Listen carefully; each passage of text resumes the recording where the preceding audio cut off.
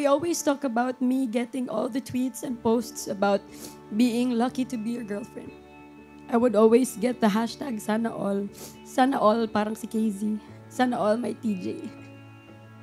And to be honest, sana talaga all. Sana lahat iniintindi kapag may topak. Sana lahat pinagluluto at pinagtitimpla ng kape. Although, KZ meaning sa flavor. We need each other in this situation. More than ever, this is the time. Ako talaga asawahin yan. Sana lahat sinusundo at hinahatid kahit anong oras. Sana lahat sinusulatan ng kanta. Sana lahat inaalagaan pag may sakit. Sana lahat di iniiwan pag humihirap yung sitwasyon. At sana lahat minamahal ng sobra-sobra kahit minsan hindi na ako kamahal-mahal. Sana lahat makatagpo at mamahalin ng tulad ng pagmamahal mo.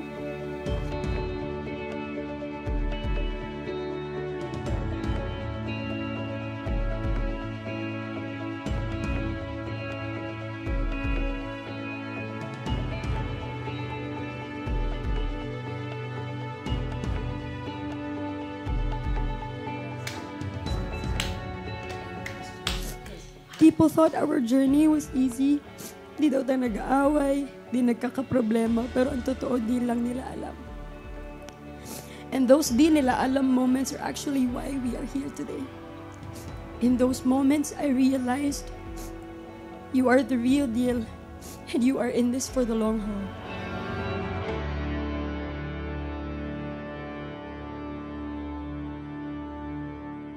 The wedding was supposed to be in Baguio. We were ready. December, I proposed. January, we were ready for the wedding. And then, of course, everything wasn't sure because of the situation. Pero kaming dalawa, we thought na we need each other in this situation. More than ever, this is the time when we have to be together. First, before I make my vows, gusto ko i-describe kung sino si KZ sa buhay ko. And that, yun yung song na yun. Sa tuwing tinatanong puso ko, saan ba ang hantong laging ikaw? Ang tinuturo, ang hirap. At sa aking paghagilap ng aking mga pangarap, laging sa'yo pumapatungo.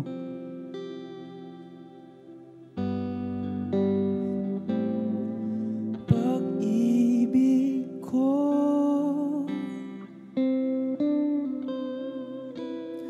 ikaw ang aking payapa, ang aking hilom, pinalangin payapa, sagot sa aking tanong,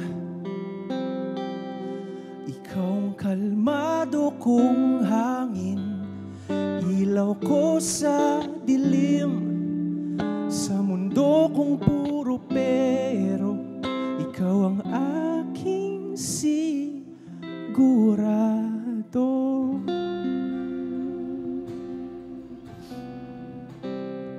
I know that I'm a little bit taller than you, KZ, but for the rest of your life, and now as a wife, I will always look up to you. And TJ, I suggest you do the same. Somehow, some way, this woman is going to make anything that you touch turn to gold. And you have to become each other's dream. You have to become each other's song. Segue.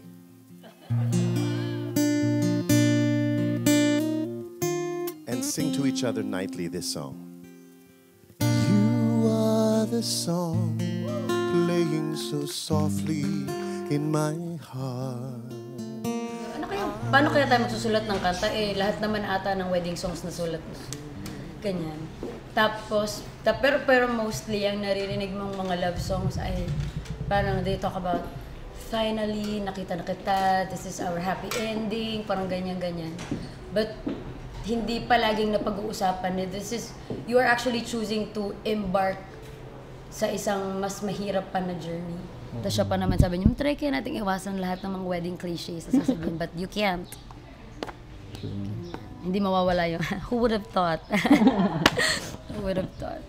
You are actually not the man I prayed for 23 years. I'm not your type.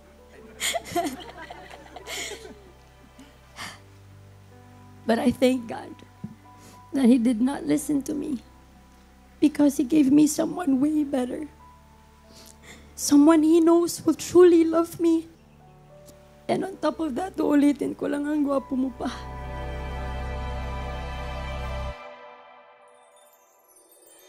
It's not every day that you're gonna like your partner. You choose to love her, but you're not gonna like her every day. Hindi naman ganun yun. Hindi naman perfect love story to eh. Pag nakikita na